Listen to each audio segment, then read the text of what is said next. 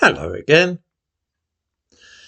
I'm sure that it cannot have escaped the notice of viewers in Britain that both the Prime Minister and Leader of the Opposition are thoroughly shifty and untrustworthy individuals who most of us would not wish to entertain in our homes.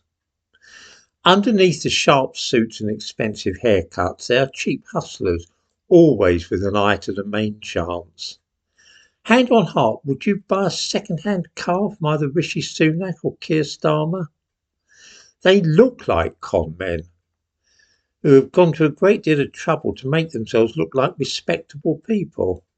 Few of us are deceived by their appearance. We see them from what they are, and I do not know a single person who believes that either of those two characters are honest and reliable.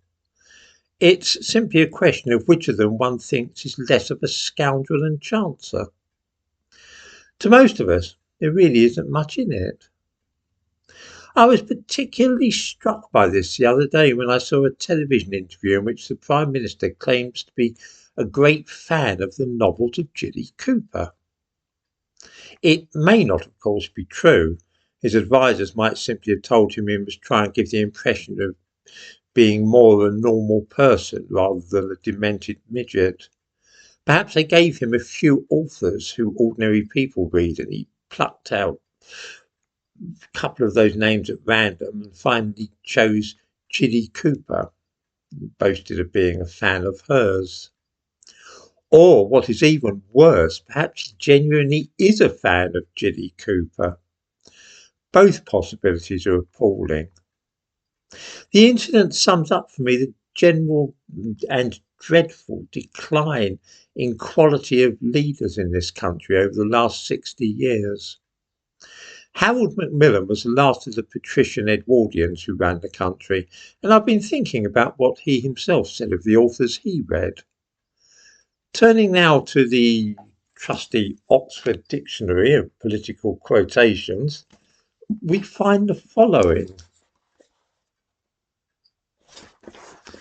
Talking of the pressure of being Prime Minister, Macmillan said, "Sometimes the strain is awful. You have to resort to Jane Austen." He said that he liked to wake up to a Jane Austen and go to bed with a trollop. Can you honestly imagine either Rishi Sunak or Keir Starmer relaxing by reading Pride and Prejudice or the Barchester Chronicles? I can't. Instead of leaders with erudition and thoughtful minds, we've ended up with a bunch of wide boys and spivs with no greater thought than how to remain in office or score a point over the opposition. We've lost something along the way, but perhaps the fault is our own. Maybe we've ended up with the leaders we deserve, and people like Sunak and Starmer simply represent the world of television personalities and people who have no deeper ambition than to be popular with the masses.